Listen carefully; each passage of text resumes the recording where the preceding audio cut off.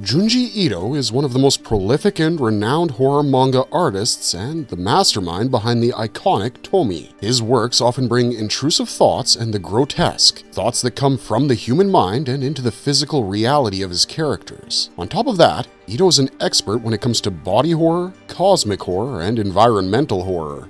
Each of his stories toys with humanity, often contorting innocent imagery to make it horrifying in his cruel universe. And the supernatural elements of his work aren't grounded in any sort of fictional physics, making it all the more horrifying as characters are left with doom and no way out. But despite it all, if we had to use one word to describe Junji Ito's works, it would be creepy. Nature is turned on its head, creating a world where everything that gives you the ick and brings you dread becomes reality. We know Tomie, we know Shoichi, and we know Uzumaki. But some of Ito's best work is in his short stories, some of which have been adapted into anime. That's why, in today's video, we'll be discussing 10 of Junji Ito's creepiest short stories, and even address what it is about them that unnerves us. Before we get into the content, though, we would like to make a very quick request to our viewers. Please subscribe to our channel, like and comment on our videos, and hit that bell icon to be notified whenever we upload new content. We'd be grateful to you, and we hope to bring you the best nerdy content in the future, so without further ado, let's get right into it. The Hanging Balloons. We're starting off strong with The Hanging Balloons, which might just have been the standout story from Netflix's Japanese Tales of the Macabre, and this story revolves around the sudden arrival of gigantic balloons across town. However, each balloon head looks similar to one of the citizens of the town. Just amplify the creep factor by 100. The arrival of the balloons begins with the death of the protagonist, Kazuko's best friend, Terumi Fujino, who seemingly committed suicide under suspicious circumstances. Meanwhile, her boyfriend, Shiroishi, would be visited by her balloon, and the face would stare strangely at him, almost as if Terumi was trying to call him. One day, Shiroshi goes running and chasing after Terumi's balloon. He climbs atop a tree as her balloon flies overhead when a metal noose hanging above him picks him up by the neck. Kazuko, who was present nearby, witnesses this scene and watches as Shiroishi is hung to death by his own balloon while his and Terumi's balloon heads kiss one another in the sky. But things really get worse the next day when Kazuko is out with her friends and the hanging balloons arrive in plenty, swarming the area. The balloons look far more psychotic than Terumi's, with eyes that show the whites on all four sides and smiles creepy enough to give your bones a chill. Many are killed, including some of Kazuko's friends, but she runs away to an alley with her friend Chiharu as the latter gets chased down by her hanging balloon. But Chiharu is soon saved by a man who shoots at her balloon. It deflates while sporting an expression of despair, making it evident that the balloons aren't exactly lifeless. But either way, the balloon has been taken down and all seems well until Chiharu's human head suddenly deflates like a balloon that's been shot. Naturally, Kazuko freaks out and is now determined to hide for her life and never leave her room. Tokyo is overrun by the hanging balloons, and soon Kazuko's father becomes a victim as well. The family continues to hide in their home, but of course, food supplies run out. Much to Kazuko's chagrin, her brother, Yusuke, ends up leaving to fetch some food for the family. He carries an umbrella to protect himself, and so he does as his representative hanging balloon tries to get to him, while Yusuke ensures that his umbrella gets caught in the noose, buying him time to escape. But Yusuke never returns, prompting Kazuko's mother to head out in order to find her son. And guess what happens? She's taken by her balloon, leaving Kazuko as the sole survivor trapped in her room. The balloons knock on her door trying to lure her out, but it doesn't work. Suddenly, she hears her brother's voice calling for her to open the window. He's in a state of panic and asks for her to open the window immediately as he's finally back. If she doesn't open the window, he'll be taken by his balloon. So she tries to help him, only to be greeted by his body hanging from the noose with its tongue out and the tip of his now broken umbrella impaling his palm. Shocked, Kazuko looks up and is creepily stared down by Yusuke's balloon head, who thanks her for finally opening the window. And with that, her own balloon comes to take her. What makes this story so creepy is the fact that the balloons seemingly have no set motives. We don't know why they're there, what their purpose is, or how to stop them. The fact that there seems to be an anatomical connection between the balloons and their representatives makes them all the more eerie. To top that off, it's a homicidal form of suicide, as your balloon is kinda like you. It looks like you and talks like you, and if something happens to it, something happens to you. So when your balloon kills you, you kill yourself. To make matters worse, balloons are considered a source of childhood joy, so its image being contorted into something murderous adds to what makes it all so harrowing. Glyceride. Well, this entry is a disturbing one to say the least, but I guess that's the point. We're introduced to Yui, who lives in a serene town. She can see Mount Fuji from her window. Sounds great, right? Wrong. Her house is greasy as hell due to her father owning a barbecue restaurant located on the ground floor. The restaurant's poor ventilation has caused the rest of their house to become extremely greasy. Like, imagine the worst possible scenario where you touch your walls and your blankets and you can peel grease off them. Yeah, that's what's going on in this house. Eventually, Yui becomes so sensitive to the grease that she acquires the ability to assess the saturation level of grease in the air like a weather forecast. But what's even more disgusting than the house itself is Yui's elder brother Goro, who acquires the habit of drinking salad oil as if he was a dehydrated vagabond walking across the desert and the oil was his oasis. He ends up developing severe acne but never really stops drinking the oil. Naturally, he's bullied for his face in school, but he himself happens to be a bully too, so he takes his aggression out on his sister and eventually the father for the grease in the house. He then isolates himself in his room and spends his days drinking grease. The saturation level of the grease in the air increases over time. The blankets get greasier faster, the walls and floor are worse, and Goro is still ordering Yui around. His acne flares up even more, and when he runs out of grease, he orders her to fetch some. As he panics with his hand on his pus-filled face, some of the pimples pop and the pus shoots itself onto Yui, who's grossed out by it. But Goro hates being called gross and in retribution places himself on top of her and squeezes all of his pimples, causing pus to rain from his face onto hers as she freaks out over the pus falling onto her like worms. As he tries to kill her, their father knocks him out with a frying pan. He eventually leaves the house and the barbecue shop shuts down. Yui's father picks up on her son's grease-drinking habit, while the grease saturation level in the house goes up to 70%. She starts having weird nightmares where she's washed out by Mount Fuji erupting with grease instead of lava, covering the entire town. Eventually, Yui starts to get the pimples too, and one day finds out that while she sleeps, her father force-feeds her grease. She fights him off and starts to stay on guard while her father continues drinking grease regularly. The saturation goes up to 90%. The tub water gets greasier and everything gets worse to the point that the house rains grease 24/7. And one day, when she goes to the kitchen, she sees her father has cut his own leg off, but he doesn't have blood or tissue anymore. Everything that's coming out is grease as the house has hit a 100% saturation level. Glyceride is one of Ito's most viscerally disgusting works, both in story and most definitely in art. It turns one's sanctuary, their home, into a disgusting facility that you can't help but get an ick from. Factors such as extreme pimple popping take body horror to a whole new level, and the worst part is that Yui has no choice but to surrender to her biggest fear, grease. Layers of terror. On the topic of body horror, let's talk about the one Junji Ito story that truly excels in it. Layers of Terror. It all begins with a team of archaeologists led by Professor Soya discovering a series of layers while excavating, with the layers being reminiscent of a human face. Within it is a skull that looks like that of a child. But the excavation cannot go on due to rain, and Soya is forced to abandon it. Unfortunately for him, it's already unleashed a curse upon his family. Soya passes away 9 years after the excavation. Meanwhile, his daughter, Reimi, grows up to be very beautiful, unlike his other daughter, Narumi, to the point that their mother incessantly fawns over Reimi and her beauty, often reminiscing about the days when she was 2 years old and needed her mother for everything. 4 years after Soya's death, his wife and 2 daughters got caught up in a car accident, colliding with a truck as Narumi drove the car. The aftermath is a grave injury to Reimi's face, which caused half of her face to peel off, revealing a new layer underneath. At the doctors, it's revealed that Reimi's entire body was made of layers instead of organs, bones, blood, and muscle. In fact, Reimi grew a new layer each year, with her older layers being her older self.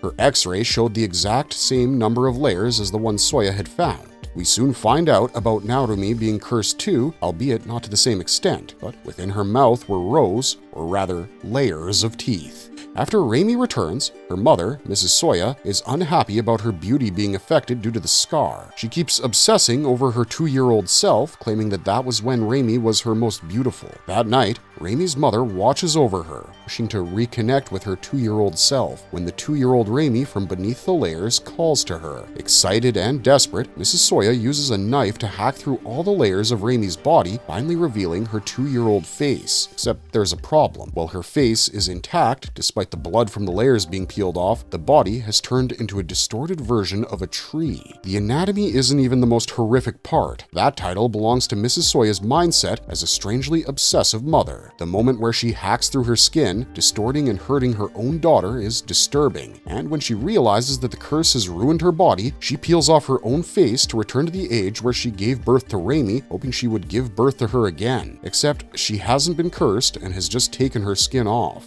As the story comes to a close, we see Mrs. Soya with her head bandaged while Raimi is still alive, stuck as her 2-year-old self with a human body with tree-like skin, asking for a hug from her mother. The story revels in the mutilation of the human body combined with the over-possessive love of a psychotic mother who can't let go of her daughter's childhood. In a way, it also visually depicts intrusive thoughts held by humans and what can happen if we peel our skin off. Not that we should, but you get the gist.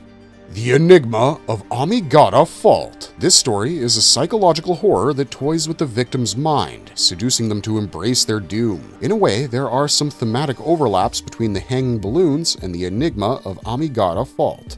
The story follows an earthquake that has caused faults to appear across the Amigara mountain. These faults are shaped like human silhouettes and are, of course, a matter of interest for many. Trying to find the spot, 2 hikers, Owaki and Yoshida, come across one another. While they both want to see the fault, Yoshida is particularly interested in it because while looking at it on television, she notices a particular hollow fault that looks exactly like her silhouette. When the two reach the site, they're greeted by countless human-shaped holes on the face of the rock that the earthquake has exposed. Scientists try everything, but they can't figure out the depth of the hole. However, they can tell you that they don't exist naturally. However, this begs the question, how did somebody dig holes this deep and precise into a mountain, that too in a manner that seems to be inside out, and how was this done 1,000 years ago? Meanwhile, Yoshida continues to look for her silhouette and claims that she has a strange feeling that she's meant to enter it. Soon after, another man named Nakagaki finds his human-shaped cavity, strips, and enters the space. People try to save him, but to no avail, as he's already disappeared deep into the hole.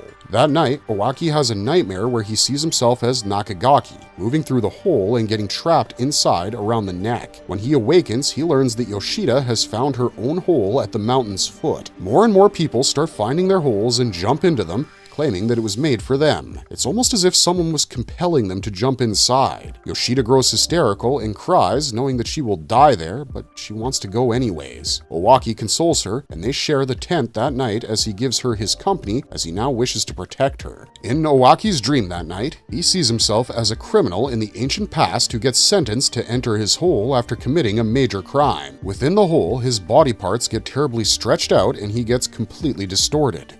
Once he awakens, he cannot see Yoshida. He runs outside and sees that she's unblocked her hole and gone inside. Devastated, he soon spots a hole shaped just like him and undergoes the same. Several months later, the other side of the fault is found and they have deformed holes that squiggle across the rock. As one of the workers examines inside, they see the body of one of the people sliding towards them, but it's been horrifically disfigured by the warped nature of the tunnel. And yet, the figure is somehow still alive. The creep factor of this story is similar to the hanging balloons in the way that every human has their respective hole or balloon, but the difference lies in the compulsion or lack thereof. While the hanging balloons relies on the visual design of the balloons more to up the creeps, Amigara Fault dives into compulsion, as whenever one finds their hole, they can't resist the urge to go inside even when they're aware of their impending doom. In a way, it shows the desire to cause self-harm and the compulsive need to do something that you know can destroy you, but you do it anyways as you feel like it's calling to you.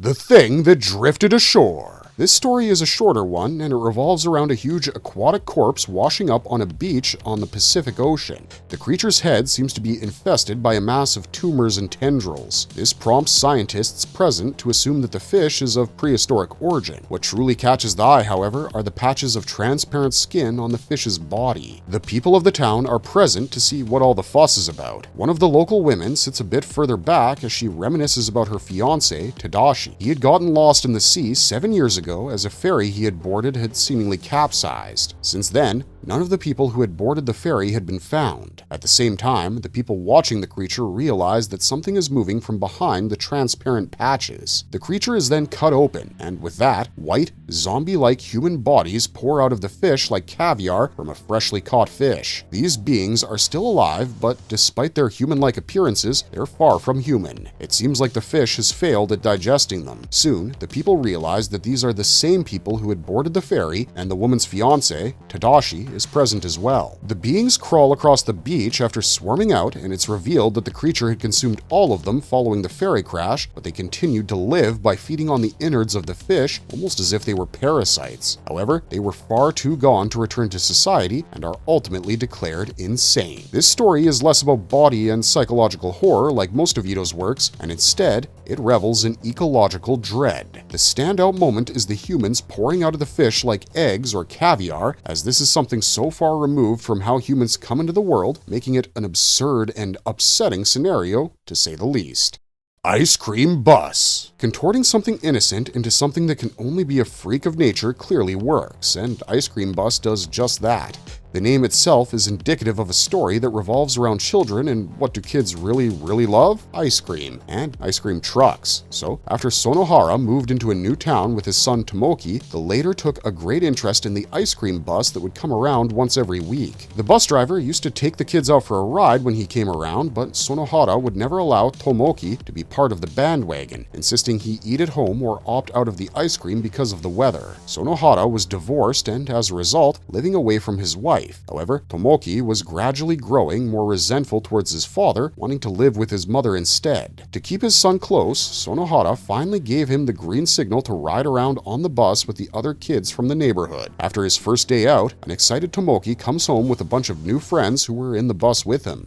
He's also happier now and doesn't want to live with his mother anymore, as the ice cream bus doesn't drive past her house. However, he also doesn't want to eat the food his father's been cooking. At the same time, like a normal father, Sonohara finds it suspicious as to why the bus driver would give away so much free ice cream to kids. A telltale sign of something suspicious brewing underneath, however, came with Tomoki telling Sonohara how all the kids were sitting on the floor licking a giant ice cream, which sounds odd. The ice cream bus also had a weird design for headlights, as they looked like creepy eyes, but nobody paid much attention to that. The next time the bus comes by, Sonohara asks the driver if he can join the kids too, but is flat out refused. As the bus drives by, Sonohara looks through the window and sees what Tomoki had described. All the kids sat on the floor while licking a huge mountain of ice cream. Tomoki then returns home while his father's at work. This time, he's sticky all over and refuses to bathe. The floor and his toys are also left in puddles of a sticky substance, with the toys almost melting away.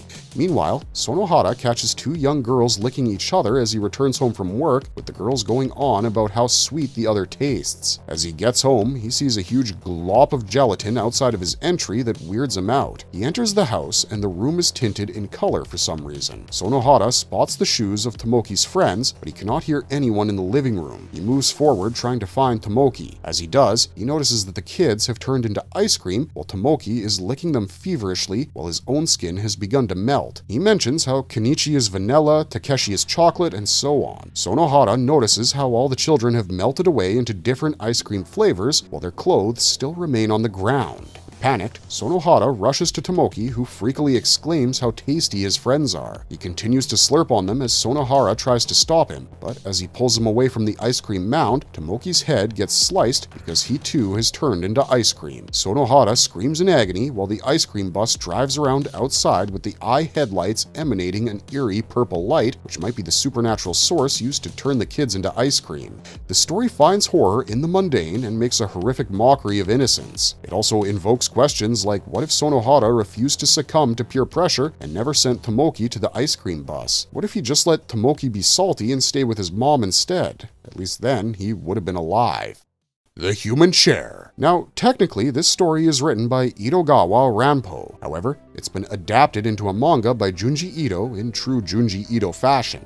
Coupled with its freak matching Ito's, we believe the human chair is a deserving entry on this list. A young writer in Tokyo stumbles across a furniture shop and decides to get a chair as she needs something that can ease her back pain while she works. The carpenter and proprietor then, unprovoked, goes on blabbering about how important the ideal chair is, not just for work, but because the right chair can change a person's life. With that, he begins to tell her the story of a woman named Togawa Yoshiko from the Taisho era, whose life had been changed by one of the chairs in his store.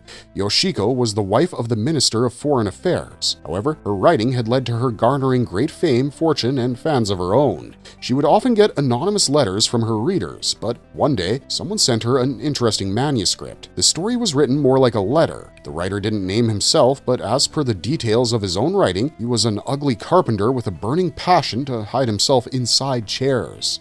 He would immerse himself within a chair, living in an abnormal condition, and he described his life in the manuscript from that point of view. The chair was apparently part of a marketplace, but then got sold to a married officer. Eventually, the man in the chair fell in love with the officer's wife, who would seemingly sit on the chair all the time. The confessional writing of the manuscript horrified Yoshiko, who felt like the letter had been addressed to her and that there was a man living in her chair. She couldn't relax, and she would not sit on her working chair until she received another letter that claimed that the manuscript was made up as it was a sample from a novel called Human Chair, which the anonymous writer had been working on. Later, a conversation between Yoshiko and her editor about the publicity of recent books led to the revelation that The Human Chair was at that point the best received by the critics and had topped Yoshiko's latest work, beating its popularity. In fact, Yoshiko herself had recommended the anonymous author to her publisher. However, the editor eventually told her that the return address of the anonymous writer that they had was a fake one, and none of the letters she had written to him had ever arrived. Yoshiko continued to sit on the chair, but would sometimes feel strange. She eventually asked her husband where he had bought it from, and he told her that he had gotten it from a marketplace during a sale, exactly the way it had been described in the manuscript. She spent the night awake, afraid of what might be, and trying to convince herself that it was a coincidence. Suddenly, they heard footsteps. Believing it was a burglar, they went downstairs into the study and found nothing but the chair. Her husband continued his search when Yoshiko noticed the chair. By this time, she had begun to suspect that someone was living in her chair, but it was confirmed when she noticed a face-shaped bulge coming out of the chair. Yoshiko screamed and said that the chair was moving and had their servant inspect it, but no holes were found. To give her some peace of mind, her husband hit the chair repeatedly with a wooden sword that night. Eventually, the husband left for a work trip while Yoshiko received a new batch of letters. She hadn't sat on the chair since that night, but in one of the letters, the same anonymous author mentioned how she hadn't been sitting in her armchair, which had been making her lonely. He even told her that he was in a lot of pain after her husband cruelly hit him. He tells her that her husband is jealous of her career and how only in his warm hand, while sitting on the chair, does she create her best work. He goes on to claim that their bodies cannot live without one another and how he wants to be in the same chair as her. A freaked out Yoshiko throws the letters away and starts writing her novels while sitting on the floor. When her husband notices this, he tells her not to write novels in the study while he's present, and if she cannot write without her armchair, she should quit writing. Soon, he relaxes and sits on the chair when he goes stiff. A knife has jutted out from inside the chair and killed the minister. The man in the chair was seemingly angry at him for his behavior towards the woman he loved. When the chair was inspected, no one was inside, but the interior of the chair was hollowed out in a way that proved someone was living inside. There were also stocks of food and water jugs, and the murder weapon was still inside. Back to the present, the proprietor tells the girl that after that day, Yoshiko Togawa disappeared as she had been driven insane. The woman is quick to realize that the chair he is showing her looks exactly like the chair from the story. The man then removes the chair's stitching, revealing the corpses of a man and woman, proving that Yoshiko and the chairman somehow met and fell in love, following which they began to live in the chair together. They apparently even had children, with the proprietor being a descendant and being a fan of the girl's work, who was a writer. He offers to help her by making her a special chair, but after hearing that story, she declines and runs out. Back in her apartment, she still struggles with writing and finds information on Yoshiko from the newspapers. The story turns out to be real, fueling her anxiety when suddenly an exact replica of that chair is delivered to her house without her notice, and the chair bulges in a human-shaped pattern while Yuzuko screams for her life. The scariest factor of this story is how the sanctity of the home is ruined by the presence of a person in your safest spot, making you feel unsafe and on high alert where you should be relaxed. The claustrophobic factor of living inside a chair is quite disturbing too, especially when added to the fact that someone is enjoying your warmth and you have no knowledge about the situation.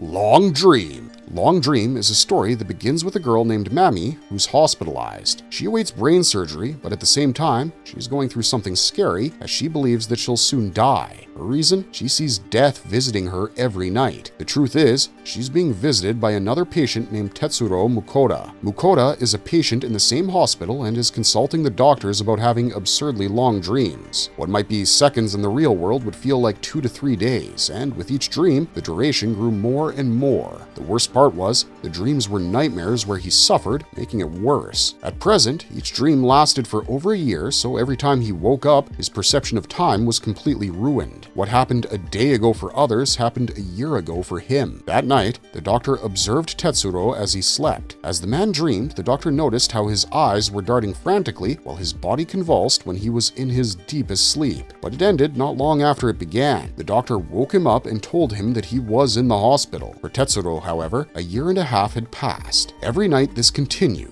For a brief moment after he fell into a deep sleep, he had convulsions, and during that time, he lived out his long dreams. Tetsuro's mind couldn't handle the loneliness of the nightmares anymore. He'd begun to live in his illusions for 10 years, stranded on islands for 10 years, cramming for tests for 9 years straight, spending 8 years searching for a toilet, and so on. The dreams continued to grow, however, extending up to 50 years. A month passed by, and the dreams had grown longer. Tetsuro would wake up and speak in a completely different manner, almost as if he was talking to someone from a different century. He was lost in a different time and space, and his brain showed the experience as well. Eventually, his body began to evolve as, within his time and space, he had lived long enough to show signs of evolution. His hair had fallen out, his head and eyes were bigger, his chin was more of a V, all classical signs of an alien-like face. His body was scaly and he didn't remember anyone in the real world. He even tried to attack the doctor and went on and on about Mami, his lover. In his dreams, Mami was his lover and they were together. To him, they had been married for thousands of years. He soon realized that this was the hospital where they met and he headed out to find her. Upon the sight of the evolved Tetsuro, however, Mami begins to scream as she claims that death is back to get her. Tetsuro eventually realizes that in reality, Mami wasn't his wife and it was all a dream. Eventually, Tetsuro falls into an endless dream while Mami hysterically struggles with the fear of death. Tetsuro's body evolves further, making him look like a borderline Lovecraftian creature. He's fallen into an endless dream, and as dawn broke, his body disintegrated into nothingness. But the doctor discovered an unknown crystal in his remains and secretly implanted it inside Mami's head to use her as a human experimental guinea pig. And, as he expected, Mami began to have the long dreams and evolve as well.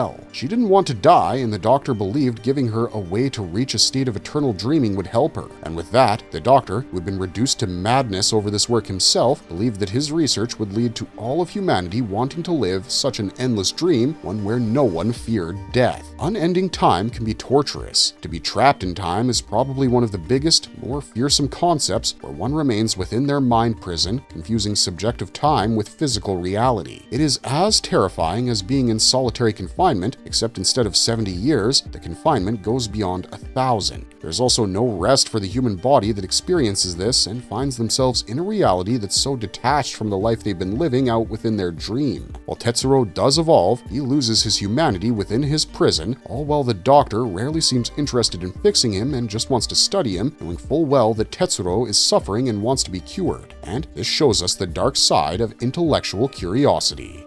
Library of Illusions. This is a story about a bookworm where the worm is less like your run-of-the-mill earthworm and more like the Shai Hulud from the Dune series. And it just so happens that a woman named Koko Shinozaki has had the misfortune of falling in love and getting married to a bookworm of that extent. This man, Goro, lives in a mansion full of books with a ginormous library. This collection is his family heirloom. He's read every book in the library at least thrice and knows all of their places by heart. He also hates it if and when Koko takes a book without his permission. To talk top that all off, he records the presence of each book regularly and in meticulous detail, ensuring his prized possessions are always in their assigned spots. As Coco has mentioned within the story, his devotion bordered on obsession, but as you can tell, his behavior is way too compulsive. He's often paranoid about something happening to his library and has nightmares about it, prompting obsessive behavioral patterns on his end. So, when his late mother's favorite book, a romantic novel known as Wintertime for Renee, goes missing from its spot, Goro loses it. He starts accusing Coco, who was the last person to have borrowed the book, but she had kept it in its place after reading it. However, the book was actually gone, and it was a one-of-a-kind limited edition on top of being her mother's favorite. Goro obsessively looks for the book day in and day out until he realizes that his father's favorite, Hellskin, was missing too. His father would often tell Goro that it was the scariest book ever written, and from that day on, Goro looked for the books as frantically as a man who had been possessed. Eventually, he collapsed from exhaustion.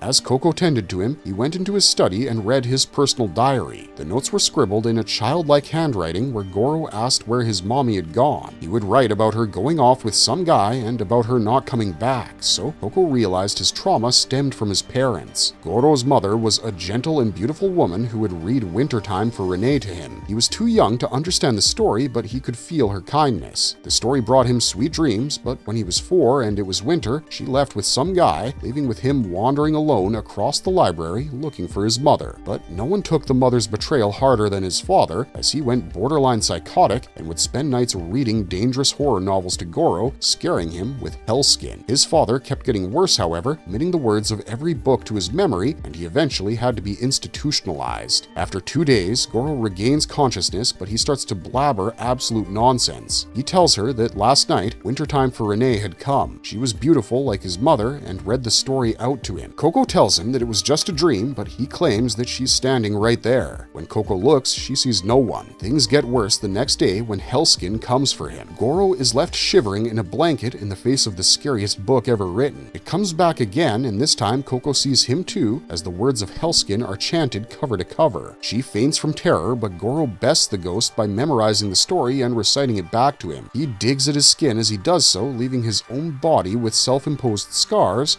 but he attains victory over the scariest thing on paper. Unfortunately, he accidentally ends up memorizing Wintertime for Renee when it reads the words out to him, which means Wintertime for Renee is gone forever. In agony, he succumbed to the same problem as his father, as he went on to memorize every single book in his library. Considering the sheer scale of it, this was a terrifying feat of intelligence. He memorized over 100,000 books this way, but eventually his brain reaches capacity and Goro loses his mind, becoming a husk of his former self. Pained by what the library has brought to her, Coco burns it down, which takes Goro down as well, as he refuses to leave it. The authorities want to contact his surviving family, but there's no point, as his father is in a mental hospital, obsessively reciting the words of every book he's committed to memory. The story evokes dread within the reader, as we're made to witness what seems to be a genetically passed down psychosis over an obsession with books. Self-inflicted scars that are made by crude means, like scratching, create an uncomfortable feeling, which, coupled with the creepy artwork and descent into madness, cements Library of Illusions as a fantastic depiction of compulsive and obsessive behavior.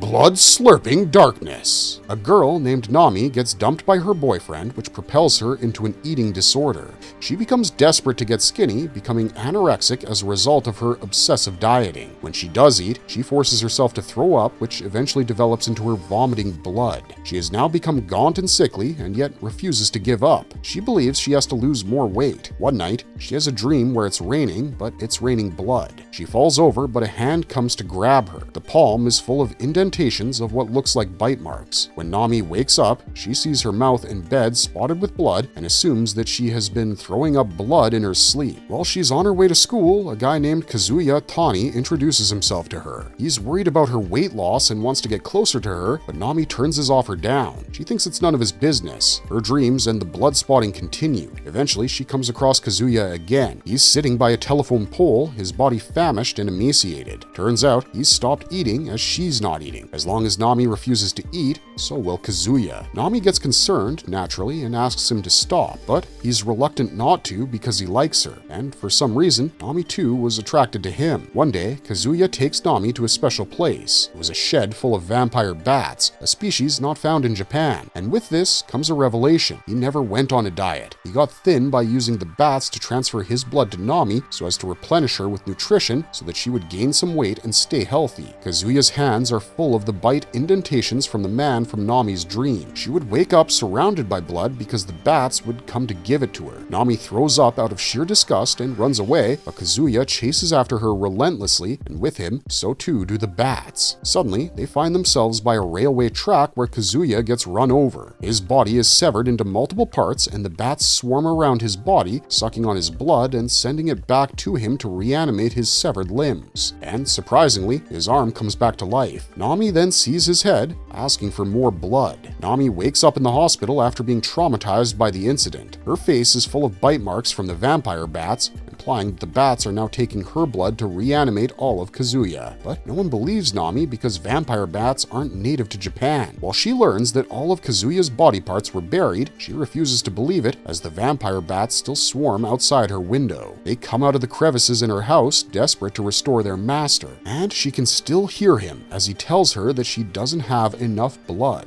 Nami runs for her life and away from the bats, but with Kazuya's voice talking to her, she can tell where his head is, so she finds it with help from the bats. She tries to grab his head to help him, but it turns into a giant vampire bat, and with that, the big bat and all the others fly high up to the sky, and blood begins to rain down upon Nami just as she would dream. The standout feature of this story is its body horror. Sometimes less is more. A hand with bite marks can leave a bigger impact than intestines falling out, and in the case of blood-slurping darkness, this effect is magnified by the action of vampire bats slurping blood from one person and transferring it to another. This is a symbol for intimate violence, as Nami is violated while she's asleep, even though Kazuya is only doing it to help her.